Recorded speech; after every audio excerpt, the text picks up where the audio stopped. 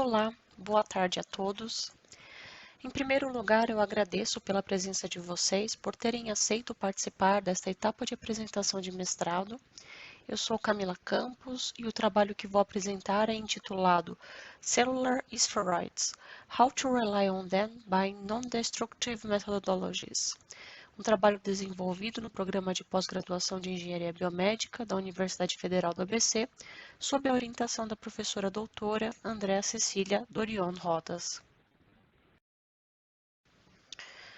E esta apresentação foi dividida na parte de introdução, com os principais conceitos do trabalho e o estado da arte, os objetivos principais da dissertação, a metodologia que foi empregada, os principais resultados obtidos, bem como uma breve discussão e, por fim, as conclusões deste trabalho.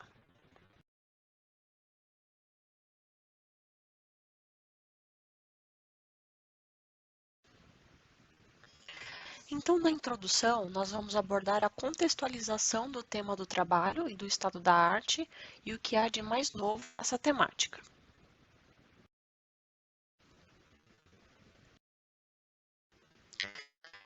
Então, a ideia da relevância científica deste trabalho parte de um problema que ocorre de longa data e que vem sendo estudado por cientistas sob diversas abordagens, que é a questão da existência de milhares de pessoas nas filas de transplantes de órgãos. E essas pessoas permanecem nessas filas por anos, na busca de doação de órgãos críticos, como por exemplo fígado, rim, pulmão, bexiga. Para você ter uma ideia da grandeza de diferença, mundialmente no ano de 2018 aconteceram cerca de 146 mil transplantes no total de 84 países, sendo que só nos Estados Unidos, ou seja, em um único país, existiam cerca de 112 mil pessoas na fila à espera por uma doação. Ou seja, é um total que equivale a mais de 70% dos transplantes que aconteceram no mundo todo, e isso equivale ao número de pessoas que estão na fila esperando por um transplante em um único país. Então, esses são dados do GODT, que é o Observatório Global de Doações e de Transplantes, e também do HRSA, que é uma entidade de recursos de saúde e de serviços administrativos dos Estados Unidos. Então, a partir deste impasse, existe a questão, né, da inexistência de doadores em suficientes números para suprir a demanda de transplante, surgindo então a ideia de, ao invés de você ficar esperando nessa fila por longos anos, você poderia customizar um órgão para aquele paciente que espera por essa doação, utilizando como recurso uma impressora 3D. Então, essa é a ideia que surge com o conceito de bioimpressão 3D, que é você delinear, desenhar e construir um objeto tridimensional, fatia por fatia, até a composição final do seu desejo. É claro que até o momento presente nós não tivemos a bioimpressão de um órgão complexo com todas as suas estruturas e conjuntos funcionais, mas já foram relatados a bioimpressão de tecidos mais simples, que incluem os vasos sanguíneos, o tecido pulmonar, mini-órgãos, também chamados de organoides, e os frequentes constructos, que são estruturas mais simples, resultantes da bioimpressão, que pode vir a ter uma possível aplicação terapêutica e servir também de modelo para o aperfeiçoamento daquele tecido que estiver sendo estruturado. Também, uma parte fundamental desse universo da bioimpressão 3D é o estudo e o desenvolvimento das biotintas. As biotintas são consideradas como uma peça-chave, pois é ela que vai trazer a composição daquele objeto a ser bioimpresso, ou seja, da impressão daquele construto. A grosso modo, as biotintas são compostos que contêm uma mistura de células vivas e biomateriais com moléculas específicas, podendo estes biomateriais ter uma base natural ou uma base sintética. Então, isso vai depender da aplicação e da intenção de uso daquela estrutura. Ainda sobre a composição das biotintas, elas podem conter um tipo de célula ou mais de um tipo diferente de célula, ou ainda utilizar um conglomerado de células cultivados também tridimensionalmente para aquela aplicação, que é o caso então dos chamados esferoides. Então, um ponto de atenção neste trabalho é justamente a avaliação de esferoides celulares, que são resultado da técnica de cultivo celular 3D. Então, esses esferoides são agregados celulares, representados aqui por este conjuntinho de esferas, que interagem entre si também de uma maneira bem particular e diferente do que se observa nas técnicas de cultivo comum, que são em monocamadas bidimensionais. Aqui os esferoides apresentam uma organização em mais de uma camada, o que possibilita a interação célula-célula e célula-matriz, de uma maneira muito facilitada, fazendo com que essas células geradas nesse modelo apresentem um comportamento mais semelhante aos modelos em vivo, mimetizando então a arquitetura tecidual da célula original. E é por isso que o esferoide é considerado um modelo muito mais preditivo, ou seja, que é muito mais próximo da realidade. Além disso, essa arquitetura do esferoide permite com que as células se desenvolvam de uma forma mais resistente, e por isso também os esferoides têm sido muito utilizados na abordagem de bioimpressão 3D como uma parte integrante das biotintas. E tudo isso para aplicação que envolve diferentes tipos de tecidos. Então, por exemplo, em situações de doenças resultantes do desgaste de cartilagem, ou então na recuperação de fibras musculares, ou doenças neurodegenerativas, entre outras possíveis aplicações. E tudo isso ele vai abranger a chamada medicina regenerativa. E a medicina regenerativa tem inúmeros estudos em andamento há uns bons anos e que acumulam um histórico desde o uso dos primeiros scaffolds preenchidos com células e agora com novos termos para esses eventos, como por exemplo os bioprocessos, os órgãos em vidrarias, nas lousas de laboratório, também chamados de organ on a dish, a biofabricação de órgãos e assim por diante. Esses são termos bem comuns e novos desta área.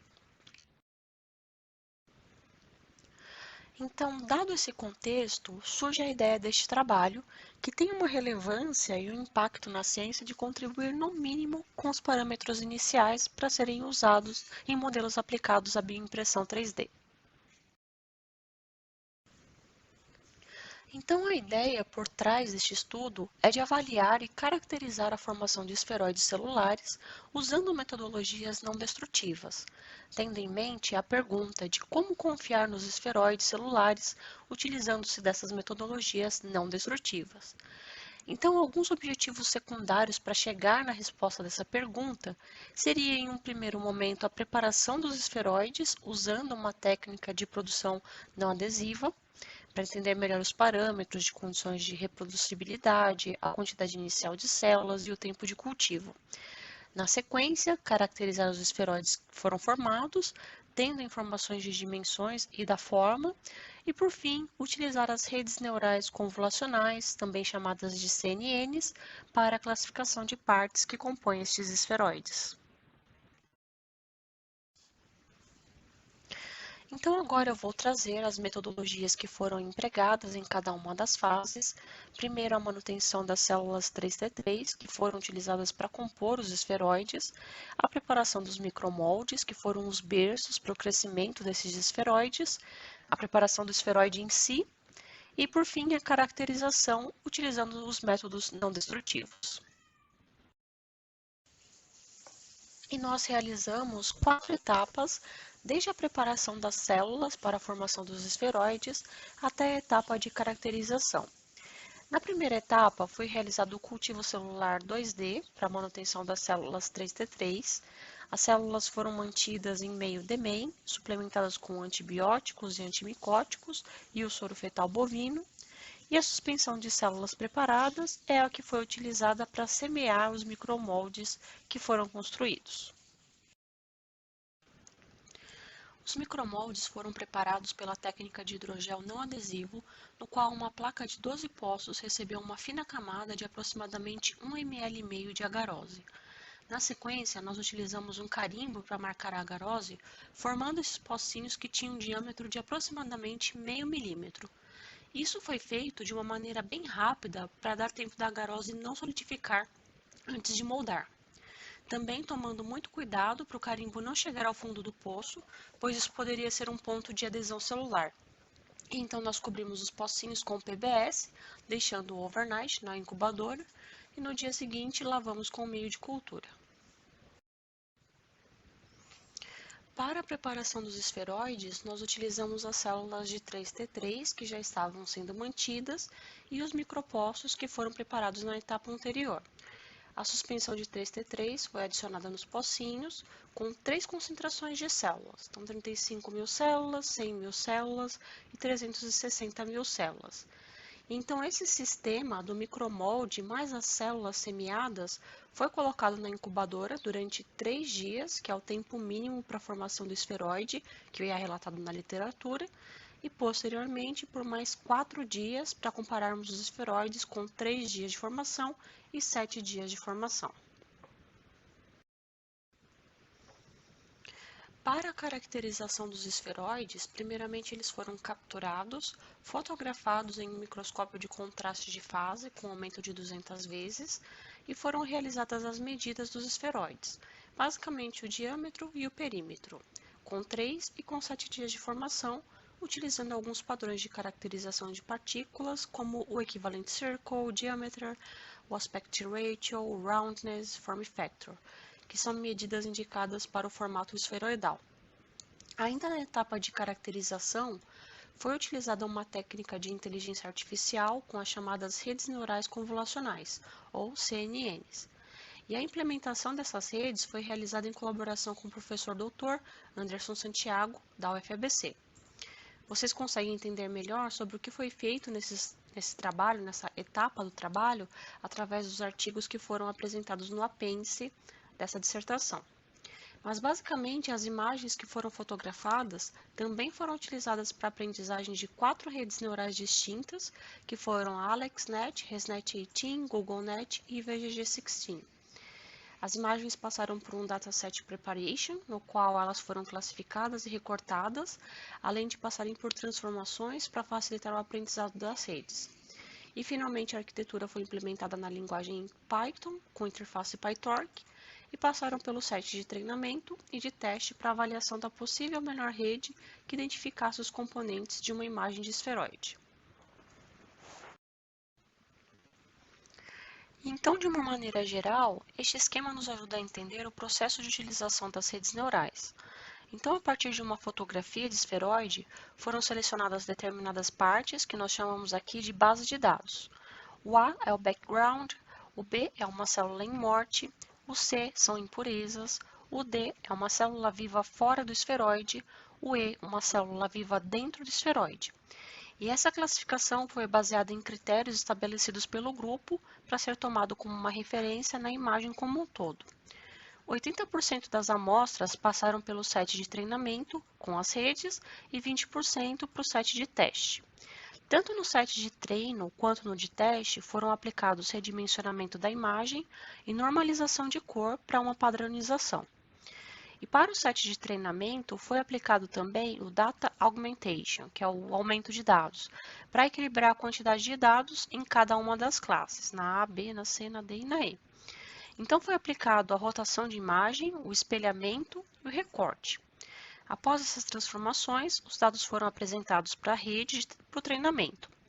E uma vez que a rede passou pelo set de treinamento, foram aplicados os testes da rede, com os outros 20% dos dados para poder avaliar o comportamento de cada uma das redes. Então agora eu vou apresentar os resultados da caracterização, principalmente as dimensões dos esferoides e a identificação das células com as redes neurais. O diâmetro de círculo equivalente, ou Equivalent Circle Diameter, é uma medida de tamanho da partícula e está diretamente relacionado com a área do esferoide. A norma indica que nós devemos traçar esses círculos ao redor do esferoide, porém considerando a porção externa das células que estão se juntando ao esferoide maior. O curioso é que nós observamos uma retração na medida do diâmetro equivalente de 3 para 7 dias. Então, por exemplo, nessa imagem, a retração do esferoide de cima foi de 29,53% e do esferoide de baixo de 45,47%. Aqui tem um exemplo do modelo que a norma oferece. Quando a amostra não é completamente esférica, que é o nosso caso, principalmente com 3 dias de formação, pois o esferoide ainda não está completamente coeso. A diferença aqui entre os grupos dessas imagens está na quantidade de células utilizadas para confeccionar os esferoides. As imagens de cima são esferoides com 100 mil células e os de baixo com 360 mil células. Em ambos os casos, também houve a retração dos esferoides, 41% para o grupo C e 21% no grupo D. Podemos considerar uma média global de retração de 34,65% mais o desvio, e que, no geral, todos os esferoides retraem ao longo do tempo. Isso pode ser um indicativo natural da viabilidade do esferoide. E um ponto de partida para avaliar esses resultados foi com o trabalho de Tseng e seus colaboradores de 2015, no qual eles validaram um método que usava as medidas de contração ou retração dos esferoides de 3T3, que é inclusive o mesmo tipo celular do nosso trabalho, como uma medida de avaliação de citotoxicidade. A concentração do esferoide, neste caso, foi considerada como um ponto-chave no qual as células viáveis se rearranjavam e compactavam como resultado das interações célula-célula. Eles também observaram que, na presença de substâncias tóxicas, quando adicionadas nessa fase inicial da formação, os esferoides se contraíam de uma maneira mais lenta e gradual. Então, aqui nós vemos algumas concentrações diferentes de substâncias tóxicas. Eu selecionei apenas algumas das concentrações. No paper, eles testaram com mais opções e que foram adicionadas aos esferoides à base de ácido transretinóico. E fica bem claro que quanto maior a concentração deste ácido, menos as células se contraíam e menos elas eram viáveis, como nós podemos ver pelo teste de viabilidade de MTT, além do citoesqueleto que estava desorganizado nas concentrações maiores do ácido. Já nesse gráfico, mostra a concentração cinética do esferoide, ou seja, ao longo do tempo, e que ele contrai de uma maneira mais devagar, com uma menor taxa, quando exposto a uma concentração maior desse ácido. Aqui foi avaliado a razão aspecto, aspect ratio, que é um indicativo de forma do esferoide que relaciona o diâmetro máximo e o diâmetro mínimo do esferoide. Em cima nós temos o exemplo da norma e embaixo os esferoides que tiveram um aspect ratio mais próximo de 1, mostrando seu formato mais esferoidal, para concentração de 100 mil células. O roundness, ou circularidade, é semelhante ao aspect ratio, porém ele envolve em seu cálculo a área do esferoide delimitada e o diâmetro máximo. Então ele não considera tanto as células que estão fora do esferoide. Aqui as medidas mais próximas de 1 foram para os esferoides de 360 mil células, com 3 dias de formação, que foi 0,93, e os esferoides de 100 mil células, com 7 dias de formação, 0,91. E por fim, o fator forma também é uma medida de formato, porém ele está muito mais relacionado com o perímetro, então ele é mais sensível ao contorno da célula. E nesse caso, os valores mais próximos de 1 foram os esferoides de 35 mil células com 7 dias de formação e o de 360 mil células com 3 dias de formação. Finalmente, passamos para os resultados com as redes neurais, no qual inclui a definição de critérios para classificação, curvas de treinamento de teste das redes, pontuação F1, o F1 score e matriz de confusão das redes que foram estudadas. A partir das imagens dos esferoides que nós registramos, duas delas foram selecionadas para os trabalhos com as CNNs, as redes neurais convolucionais. A primeira imagem foi apresentada no Congresso CPEB, que aconteceu em outubro de 2020, e a segunda imagem é do trabalho apresentado no Congresso SPY, em fevereiro deste ano de 2021. Então, para entender como funcionou a estrutura da rede neural, as imagens foram recortadas e apresentadas a determinadas partes que foram classificadas. Por exemplo, a primeira imagem teve partes que foram classificadas como background, célula viva que não pertence ao conglomerado do esferoide, células vivas que pertencem ao conglomerado do esferoide e células em morte. Então, a arquitetura da rede neural foi apresentada para esta classificação. e a imagem foi recortada em diversos pedacinhos e comparadas com esses fragmentos que foram classificados. A ideia era verificar qual a rede que conseguia ter um melhor desempenho para identificar o que aquele recorte de imagem representa.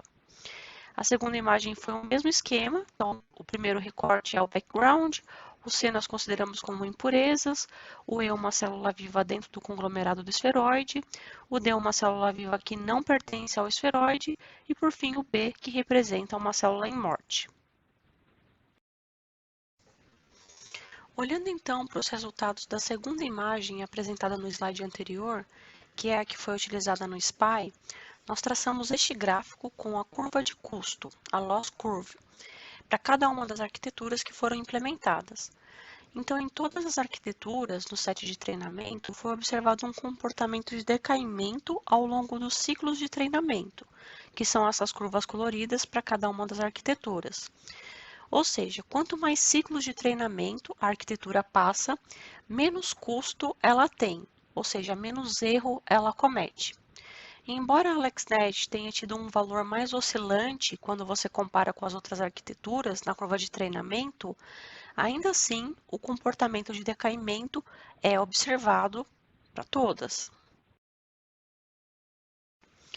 Já olhando para o set de teste em cada arquitetura, existe uma oscilação nos resultados, sendo que na AlexNet, a curva em azul, o erro manteve-se controlado, o que pode indicar que o comportamento do teste da AlexNet obteve um resultado mais favorável.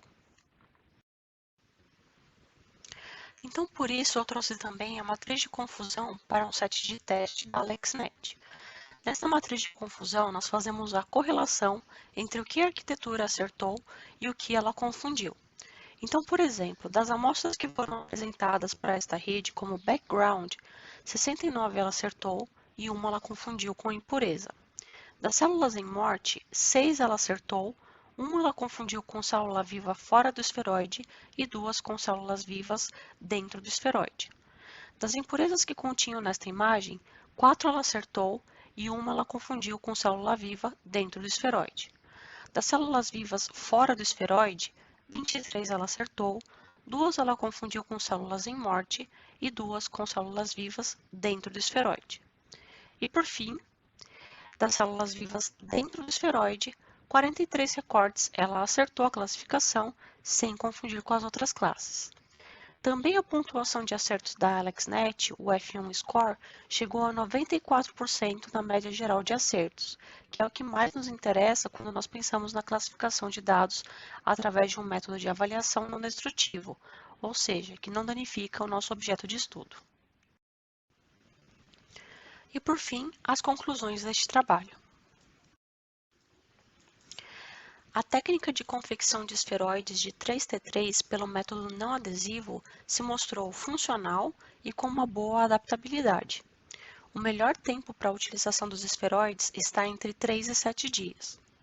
Foi observado um formato elíptico dos esferoides com uma média global de contração de 34,65%, mais um erro de 0,09 neste período variado.